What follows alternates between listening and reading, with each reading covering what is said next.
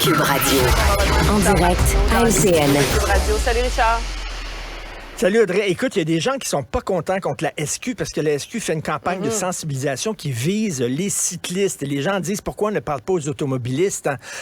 Écoute, moi je suis content qu'on vise les cyclistes. Bien sûr, il y a des automobilistes qui sont très dangereux et quand un automobile rentre dans un vélo, on le sait que le cycliste n'a pas beaucoup de chance, là.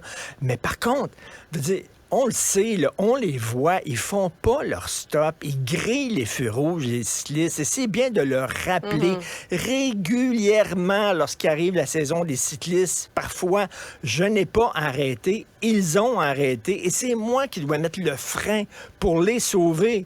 Et là, je fais un petit pout-pout en disant, t'as pas fait ton stop, et là, on me fait ça comme ça. Je veux dire, quand même, là, les cyclistes, faites attention. C'est certain qu'il y a des automobilistes qui sont très mauvais, très maladroits, mais faites attention, surtout sur les carrefours. Donc, je suis assez content, moi, qu'on envoie ce message-là aux cyclistes. Ouais, tout le monde doit faire sa part.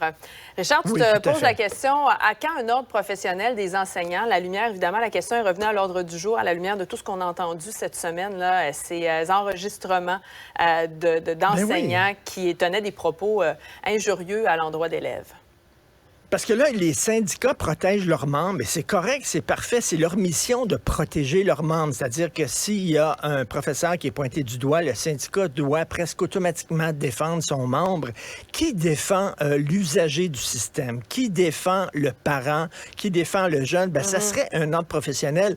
Mon confrère Philippe-Vincent Foisy, ici à Cube Radio, hier, écrivait là-dessus dans le Journal de Montréal, puis il rappelait dans son livre, Jean-François Roberge, l'ancien ministre de l'Éducation, qui a écrit un livre qui était extraordinaire, qui était vraiment très bon sur l'éducation. Et il le disait, lui, on devrait avoir un ordre professionnel des enseignants.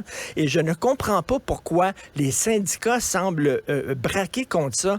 Hier, je suis allé au théâtre, j'ai croisé Gilles Duceppe, l'ancien chef du Bloc québécois, qui me disait, je ne comprends pas pourquoi les syndicats sont contre ça, parce qu'il dit, ils sont pognés, eux autres, pour défendre leurs membres. Et des fois, ils savent que des professeurs, tu sais, ils ne devraient pas les défendre. Ils savent que c'est des mauvais profs, mais bon, ils sont obligés de les défendre. Là, ils pourraient se dédouaner en disant, ben, c'est pas nous autres qui l'ont sacré dehors, là, qui l'avons sacré dehors, c'est l'ordre professionnel des enseignants. Donc, ce serait une façon pour eux autres aussi de se débarrasser des mauvais profs. Je comprends pas.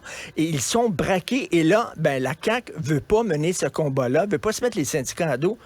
Ça augure mal pour le système de santé, parce que quand M. Dubé dit on va shaker les colonnes du temple en milieu de la santé, là, un ordre professionnel, c'est pas shaker les colonnes du temple, c'est même pas leur donner une pichinotte, c'est rien que les repeindre un peu. Là. C'est pas une énorme réforme, puis ils sont même pas prêts à faire ça.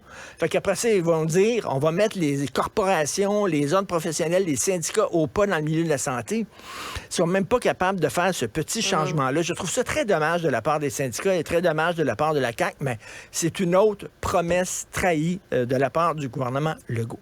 Parlons de Justin Trudeau qui s'est fait rabrouer lors d'un événement à New York. Oui, il est allé dans un événement Global Citizen Nord. C'est un rassemblement de dirigeants, de célébrités, de militants qui font la promotion du développement durable à l'échelle de la planète. On le voit, là, il était interviewé par la journaliste Madame Lisa Laflamme.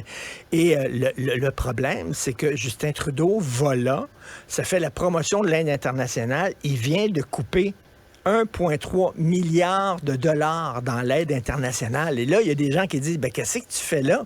Te péter les bretelles alors que tu viens de couper dans l'aide internationale. D'ailleurs, Mme Laflamme lui a posé la question, l'opposition aussi lui pose la question.